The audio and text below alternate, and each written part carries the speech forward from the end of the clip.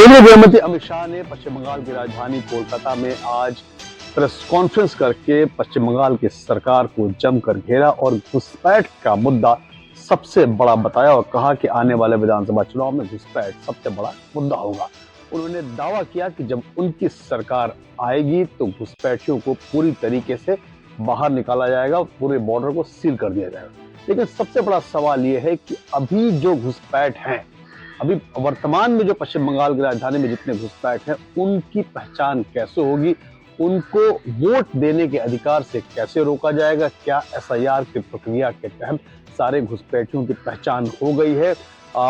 ये तमाम ऐसे सवाल हैं जो खासकर भारतीय जनता पार्टी के कार्यकर्ताओं के लिए सबसे ज्यादा परेशानी का सबब बने हुए हैं, क्योंकि एक ऐसी बड़ी संख्या है जैसा समझा जा रहा है कि उस एसआईआर में भी स्टेट गवर्नमेंट की मशीनरी ने पूरी तरीके से उनके कागजात तैयार करा करके उनको मतदाता बना दिया है और बड़ी संख्या में वोट भी डालेंगे। तो बीजेपी की सरकार जब आएगी तब क्या होगा ये अलग बात है, लेकिन अभी वर्तमान में घुसपैठियों पर अंकुश लगाने का कहीं कोई फार्मूला क्या भारतीय जनता पार्टी के पास या केंद्र सरकार के पास नहीं है, ये सबसे बड़ा सवाल उठता है। प्रशांत देव, न्यूज़ 24, दिल्ली। गृह मंत्री अमित शाह का पश्चिम बंगाल का 3 दिन दौरा का आज दूसरा दिन है और गृह मंत्री अमित शाह पूरी तरह से रणनीति बना रहे हैं। बीजेपी पार्टी के जहां पे अमित शाह का बात आता है तो अमित शाह को बीजेपी पार्टी का चाणक्य कहा जाता है। तो कह सकते हैं कि बीजेपी इस मुद्दे को लेकर हिंदुत्व को आगे बढ़ रही है, भ्रष्टाचार के मुद्दे को आगे लेके बढ़ रही है, रोहिंग्या मुसलमानों को आगे के मुद्दे को लेकर बैठ रही है। तो कह सकते हैं कि ममता बनर्जी ने यहाँ पे जिस तरह से हिंदुत्व की कार्ड को चल रही है, ममता बनर्जी लगातार यहाँ पे दुर्गा आंगन का नींव रखी है। 2026 के पहले ममता बनर्जी ने हिंदुत्व की मुद्दे की बात कर रही है। उन्होंने कहा है कि यहाँ दीघा में मंदिर बनाया है, गंगा सागर जाके वहां पे ब्रिज बनाने वाली है, जो कि गंगा सागर 5 जनवरी से ममता बनर्जी का गंगा सागर दौरा है। उसके बाद उत्तर बंगाल जाएंगी, महाकाल मंदिर बनाएंगी। तो ममता बनर्जी भी हिंदुत्व कार्ड को लेकर आगे बढ़ रही है। बीजेपी हिंदुत्व को मुद्दे को लेकर बढ़ रही है। ममता बनर्जी ने साफ तौर पर बीजेपी को संदेश दिया है कि उनके ऊपर तुष्टीकरण का आरोप लगता है। जब वो गुरुद्वारा में जाती है तो सर पे चादर रखी जाती है, तब उन पे कोई सवाल नहीं उठाता है। जब मुस्लिम समुदाय के जहां पे जाती है वहां पे तब उनके ऊपर तुष्टीकरण का आरोप लगता है। कैमरामैन के साथ मनोज पांडे, न्यूज़ 24, कोलकाता।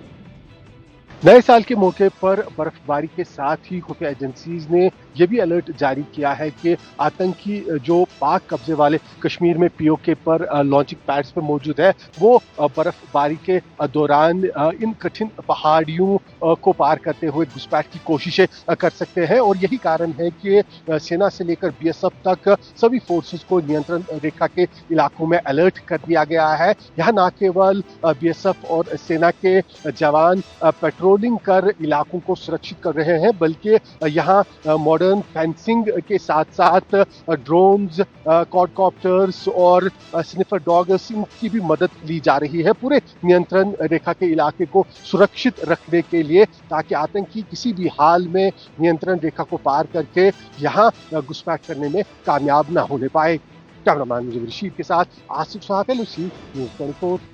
जम्मू कश्मीर में कड़ाके की ठंड पड़ रही है, पारा 0 के करीब पहुंच चुका है और लगातार जो कायर पाकिस्तान द्वारा पाले गए आतंकी हैं वो घने कोहरे की आड़ में भारतीय सीमा में घुसपैठ की कोशिश कर रहे हैं। लेकिन तस्वीरें हम आपको दिखाने जा रहे हैं, यह बीएसएफ की वो विशेष महिला कमांडो है जिनका मकसद है एक गोली एक दुश्मन, यानी एक गोली से कायर पाकिस्तान द्वारा पाले गए आतंकियों को जहन्नुम पहुंचाना। हाड़ कपा देने वाली ठंड, खून जमा देने वाली सर्दी, बावजूद इसके इन जवानों को देखिए, खासतौर पर महिला जवान हाथों में अत्याधुनिक हथियार लिए हुए हैं और लगातार जो पेट्रोलिंग है उस समय बॉर्डर पर कर रही हैं। सामने का इलाका पाकिस्तान का इलाका है और कायर पाकिस्तान द्वारा पाले गए आतंकी जो है अलग अलग जगहों पे मौजूद है ताकि घने कोहरे की आड़ में वो भारतीय सीमा में घुसपैठ कर सके। और आप जवानों को देखिए, इनकी संख्या में भी इजाफा किया गया है। मकसद इन जवानों का यही है कि पाकिस्तान को उसके किसी भी नापाक इरादों में कामयाब नहीं होने देना। और भारत पाकिस्तान अंतर्राष्ट्रीय सीमा से कैमरामैन रोहित के साथ पंकज शर्मा, न्यूज़ 24। बीएमसी चुनाव के लिए आज नामांकन की आखिरी तारीख है। आज बड़ी तादाद में उम्मीदवार जो हैं वो अपना नामांकन दाखिल करेंगे। दूसरी तरफ महायुति में जो है मुंबई बीएमसी चुनाव के लिए सीट शेयरिंग का फॉर्मूला जो है वो तय हो गया है। देर रात मुंबई भारतीय जनता पार्टी के अध्यक्ष अमित साटम ने महायुति में जो सीट शेयरिंग का फॉर्मूला है उसे जाहिर करते हुए बताया कि मुंबई में बीएमसी के चुनाव में भारतीय जनता पार्टी 137 सीटों पर अपना उम्मीदवार उतारेगी, तो वहीं शिंदे की शिवसेना 90 सीटों पर चुनाव लड़ रही है। आपको बता दें कि इस बार जो है सीट शेयरिंग को लेकर सभी गठबंधनों में एक लंबी बातचीत जो है वो चली है, जिसकी वजह से उम्मीदवारों के नामों की घोषणा में काफ़ी देर हुई। बताया जा रहा है कि सभी गठबंधन, चाहे वो महायुति हो या फिर ठाकरे भाई हो या फिर कांग्रेस वंचित का अलायंस हो, इन तमाम गठबंधनों में जो है कई सीटों को लेकर पेच फंसा हुआ था। कैमरामैन अंचल सिंह के साथ राहुल पांडे, न्यूज़ 24, मुंबई। केंद्र सरकार द्वारा मनरेगा की जगह जी राम जी बिल लाए जाने को लेकर पंजाब विधानसभा में प्रस्ताव लाया गया है पंजाब सरकार द्वारा, और इसको लेके जोरदार बहस भी चल रही है। लेकिन वहीं पर केंद्रीय कृषि मंत्री शिवराज सिंह चौहान ने अपना एक वीडियो जारी करते हुए कहा है कि ये संघीय ढांचे की मूल भावना के खिलाफ है, क्योंकि जो भी बिल बनाने होते हैं वो केंद्र सरकार बनाती है और अलग अलग राज्य इसका पालन भी करते हैं। उन्होंने कई तरह के सवाल पंजाब सरकार के ऊपर भी खड़े किए, और वहीं पर कांग्रेस नेता प्रगट सिंह द्वारा भी कहा गया कि बेशक जहां पर प्रस्ताव लाया गया है, लेकिन यदि इसका विरोध करना है तो सीधा दिल्ली जाकर, चाहे वो प्रधानमंत्री हों या फिर केंद्रीय मंत्रियों के घरों के आगे धरना दिया जाए। लेकिन यहाँ पर प्रस्ताव के ऊपर फिलहाल चर्चा भी चल रही है और अलग अलग जो सदस्य हैं, चाहे वो आम आदमी पार्टी के नेता हैं, कांग्रेस के नेता हैं या दूसरे दलों के नेताओं द्वारा अपना अपना इस मामले में दृष्टिकोण भी रखा जा रहा है। कैमरामैन गंभीर सिंह राणा के साथ विशाल इंग्लिश, न्यूज़ 24, चंडीगढ़। पश्चिम बंगाल में अमित शाह ने आत्मविश्वास से कहा कि 2026 की लड़ाई जीतेंगे, तो वहीं जमीन पर काम करने वाले बीजेपी के कार्यकर्ताओं ने भी अब एक नई रणनीति बनानी शुरू कर दी है। पिछली बार की तरह इस बार बीजेपी टिकट भावनाओं के आधार पर नहीं बल्कि आंकड़ों के हिसाब से देगी। आपको बता दें कि पार्टी का पूरा फोकस उन विधानसभा सीटों पर है जहां 2021 के चुनाव में जीत और हार के बीच फासला बेहद कम था। सूत्रों के मुताबिक राज्य नेतृत्व ने एक साफ मानक तय किया है, वे सभी विधानसभा क्षेत्र जहां 2021 के विधानसभा और 2024 के लोकसभा चुनाव में हार का अंतर 10,000 वोट से कम रहा, अब पार्टी की प्राथमिक सूची में है। दिलचस्प बात यह है कि 2024 के लोकसभा चुनाव में भले ही बीजेपी की सीटें 2019 से कम रही, लेकिन विधानसभा क्षेत्रवार प्रदर्शन 2021 से बेहतर रहा। 294 विधानसभा क्षेत्रों के गहन विश्लेषण के बाद करीब 90 क्षेत्र सामने आए हैं जहां बीजेपी ने तृणमूल कांग्रेस को सीधी टक्कर दी और कई जगह बढ़त भी बनाई है। लिहाजा बीजेपी इस बार जमीन पर इस रणनीति के साथ काम कर रही है कि तृणमूल विरोधी वोट एकीकृत होकर उसके पास आए और इससे सत्ता हासिल की जा सकती है। कैमरामैन राणा अविनाश के साथ कुमार गौरव, न्यूज़ 24, दिल्ली।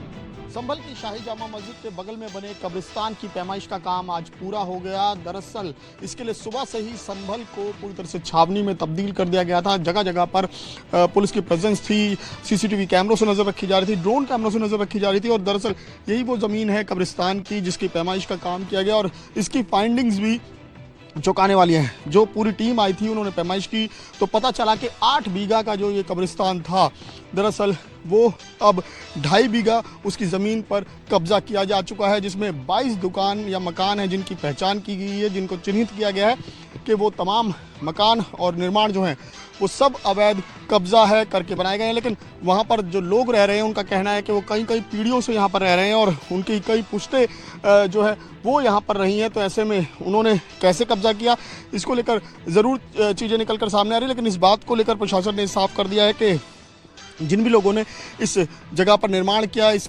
कब्रिस्तान की ज़मीन पर निर्माण किया, उनके खिलाफ एक्शन होगा, उनसे डॉक्यूमेंट्स मांगे जाएंगे और अगर किसी ने इसके लिए सरकारी दस्तावेज तैयार किए हैं तो उनके खिलाफ भी एक्शन लिया जाएगा। कमिश्नर प्रहलाद सिंह के साथ विमल कौशिक, न्यूज़ 24, संभल। आम आदमी पार्टी मुंबई बीएमसी का चुनाव पूरे दमखम के साथ लड़ने जा रही है।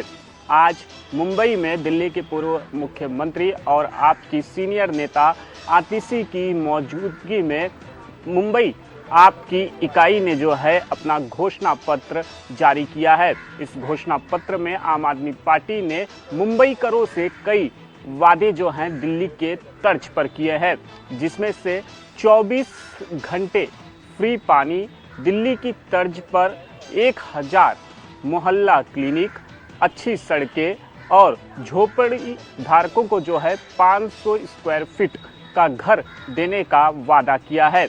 आतिशी ने बताया कि आम आदमी पार्टी मुंबई बीएमसी का चुनाव जो है वो 75 सीटों पर लड़ने वाली है।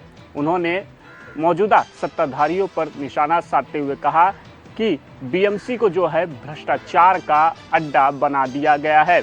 आम आदमी पार्टी बीएमसी चुनाव में जो है युवाओं को मौका दे रही है। अगर आम आदमी पार्टी का एक भी पार्षद चुनकर बीएमसी में जाता है तो वो भ्रष्टाचारियों के नाक में दम कर देगा। कैमरामैन अंचल सिंह के साथ राहुल पांडे, न्यूज़ 24 मुंबई। गुजरात में आम आदमी पार्टी के विधायक गोपाल इटालिया ने छुए पुलिस अधिकारी के पांव। वायरल वीडियो ने मचाई खूब चर्चा। जी हां, विसावदर के अंदर आप नेता और विधायक गोपाल इटालिया एक वीडियो के अंदर पुलिस अधिकारी के पांव छूते हुए नजर आए। दरअसल गोपाल इटालिया का आरोप है कि उनके 3 नेता, जिनमें हरेश भाई सावलिया, रवि भाई डाबरिया और भद्रेश भाई बाबरिया, जो कि किसानों के साथ हो रहे अन्याय के खिलाफ मार्केट यार्ड में आवाज उठाने गए थे और उनके ऊपर छेड़खानी का आरोप लगा दिया गया। और इसी को लेकर वो जब पुलिस अधिकारी से सवाल जवाब कर रहे थे तो उन्होंने उनसे विनम्रता से बात करने के लिए कहा और इसी दौरान गोपाल इटालिया ने पुलिस अधिकारी के पांव तक छू लिए, उनके सामने घुटनों पर बैठ गए और यही वीडियो इस समय पूरी तरह से वायरल हुआ है, जो काफी चर्चा का विषय बना हुआ है। कैमरामैन प्रसाद भूपेंद्र सिंह, अहमदाबाद, न्यूज़ 24। बीजेपी के नेता और विधायक पीएन पाठक ने एक बार फिर प्रदेश में ब्राह्मण सियासत को लेकर बड़ा बयान देते हुए कहा है कि ब्राह्मण का धर्म समाज को जोड़ना है, विभाजन नहीं। उत्तर प्रदेश में ब्राह्मण विधायकों के सहभोज को लेकर सुर्खियों में आए बीजेपी के विधायक पीएन पाठक ने एक बार फिर कहा है कि जय श्री राम, जय सनातन, जय भाजपा। पीएन पाठक ने ये भी कहा कि सनातन परंपरा में ब्राह्मणों को समाज का मार्गदर्शक और विचारक और संतुलन कर्ता माना गया है। जहां ब्राह्मण इकट्ठा होते हैं वहां ज्ञान विवेक चिंतन का मंथन होता है, जो हिंदू अस्मिता को मजबूत करता है। दरअसल ये वही बीजेपी विधायक हैं जो बीजेपी के ब्राह्मण विधायकों के सहभोज को लेकर खूब सुर्खियों में आए थे। यहाँ आपको ये भी बता दें कि इसके पहले बीजेपी के ठाकुर विधायक भी अपनी बैठक को लेकर चर्चा में आ चुके हैं। कैमरा पर्सन मिंटू सिंह के साथ अशोक तिवारी, लखनऊ, न्यूज़ 24। 31 दिसंबर और वीकेंड को देखते हुए काशी में पर्यटकों का उमड़ा जनसैलाब। आपको बता दें कि पर्यटकों की पहली घूमने की पसंद काशी बन चुकी है। अब बात हो बाबा विश्वनाथ का दर्शन का या गंगा आरती का, तो लोग बढ़ चढ़ के हिस्सा ले रहे और सम्मिलित हो रहे हैं। और ठंड के मौसम का लुत्फ, पहले वो मनाली जाते थे, शिमला कुल्लू की तरफ रुख करते थे, लेकिन अब उनका रुझान काशी की तरफ बढ़ गया है। बड़ी संख्या में पर्यटक अपने परिवार के साथ काशी आकर यहाँ की धार्मिक, सांस्कृतिक और ऐतिहासिक विरासत का आनंद उठा रहे हैं। पर्यटकों ने बताया कि वे बाबा विश्वनाथ के दर्शन पूजन के उद्देश्य से काशी आए हैं। नए साल में इस बार श्रद्धालुओं की कम से कम 10 लाख की संख्या में वाराणसी पहुंचने की उम्मीद है और ये संख्या अपने आप में ये बता रही है कि अब लोगों का जो रुख है वो धर्म की तरफ बढ़ रहा है। लोग अब नए साल की शुरुआत बाबा भोले के दर्शन से कर प्राप्त करना चाहते हैं। वाराणसी से अभिषेक दुबे, न्यूज़ 24। मध्य प्रदेश के नरसिंहपुर में नर्मदा घाट पर एक आईएएस ने युवक को खूब चांटे मारे। इतना ही नहीं, पुजारी को रेत में गड़वाने की धमकी भी दे दी। इसका वीडियो भी सोशल मीडिया पर तेजी से वायरल हो रहा है। और अब चूंकि पुजारी से जुड़े हुए महासंघ, जो ब्राह्मण महासंघ है, उन्होंने इसका विरोध जताया है और उसको अभद्रता बताया एक पुजारी के साथ। आपको बता दें कि नरसिंहपुर के बरमान घाट का ये पूरा मामला है और इस दौरान नरसिंहपुर के जिला पंचायत सीईओ आईएएस गजेंद्र नागेश ने एक युवक को थप्पड़ मारे, बीच बचाव में उतरे पुजारी को धमकी भी दी। वीडियो सामने आने के बाद मामले ने तूल पकड़ा और अब आरोप है कि अधिकारी ने सार्वजनिक रूप से अभद्र भाषा का इस्तेमाल किया, जिससे लोगों में काफी गुस्सा है। इसके बाद अब सनातनी पुजारी महासंघ जो है, ब्राह्मण महासंघ, उसने इसको लेकर इस मामले में कार्रवाई को लेकर बकायदा एक ज्ञापन भी दिया है कलेक्टर को और सख्त कार्रवाई की मांग भी की है। कैमरा पर्सन कमलेश व्यास के साथ विपिन श्रीवास्तव, न्यूज़ 24, मध्य प्रदेश। केजीएमयू धर्मांतरण प्रयास मामले में बदली गई जांच समिति, महिला डॉक्टर और रिटायर्ड आईपीएस को किया गया जांच समिति में शामिल। लखनऊ के किंग जॉर्ज मेडिकल यूनिवर्सिटी में धर्मांतरण प्रयास मामले में जांच समिति में अहम बदलाव किए गए हैं। हिंदू संगठनों के दबाव के बाद जांच समिति में बदलाव किए गए हैं। जांच समिति में अब स्त्री रोग विभागाध्यक्ष प्रोफेसर अंजू अग्रवाल को सदस्य के रूप में नियुक्त किया गया है। इसके साथ ही सेवानिवृत्त आईपीएस भावेश कुमार को भी शामिल किया गया है, जिससे जांच में विश्वसनीयता और व्यापकता बढ़ाने की कोशिश की गई है। मामले में आरोपी रेजिडेंट डॉक्टर को पहले ही निलंबित कर दिया गया है। और उसके खिलाफ FIR भी दर्ज की जा चुकी है। ये समिति इस मामले में निष्पक्ष और पारदर्शिता से जांच करने के लिए गठित की गई है केजरीवाल प्रशासन की तरफ से। यहाँ आपको ये भी बता दें, एक अलग से 3 सदस्यीय जांच समिति का भी गठन किया गया है जो समय समय पर इस पूरे मामले की निष्पक्ष जानकारी दे सके। मनोज पांडे, लखनऊ, न्यूज़ 24। नए साल पर अपने आराध्य देव के दर्शन करने के लिए उत्तर प्रदेश के तीर्थ स्थलों पर भक्तों की भारी भीड़ जमा हो गई है। काशी, अयोध्या और मथुरा में तो भक्तों का सैलाब उमड़ पड़ा है। मथुरा और वृंदावन में तो लाखों भक्तों की भीड़ उमड़ पड़ी है। यहाँ पर पैर रखने की जगह नहीं बची है। प्रशासन की तरफ से कहा जा रहा है कि लोग नए साल के बाद दर्शन करने आ जाएं। यही हाल अयोध्या में भी है। रामलला के दर्शन करने के लिए लाखों भक्तों की भीड़ देश विदेश से आकर अयोध्या में जमा हो गई है। दर्शन करने के लिए 2-2 किलोमीटर तक लंबी लाइन लगानी पड़ रही है। काशी में भी स्पर्श दर्शन पर रोक लगा दी गई है क्योंकि यहाँ पर भी लाखों भक्तों की भीड़ बाबा विश्वनाथ के दर्शन करने के लिए जमा हो गई है। भक्त चाहते हैं कि नए साल पर वो अपने आराध्य प्रभु के दर्शन करने के बाद ही नए साल की शुरुआत करें। ऐसे में इन तीर्थ स्थलों पर प्रशासन को भारी मशक्कत करनी पड़ रही है। भक्तों की भारी भीड़ देखते हुए प्रशासन ने भी व्यापक बंदोबस्त की है जिससे भक्तों को दर्शन में ज्यादा असुविधा न हो। कैमरा पर्सन धर्मेंद्र कुमार साहू के साथ मानस श्रीवास्तव, लखनऊ, न्यूज़ 24। शराबबंदी वाले गुजरात में परमिट के दामों में जबरदस्त इजाफा होने के बावजूद कानूनी तरीके से शराब पीने वालों की संख्या 3 गुना बढ़ी।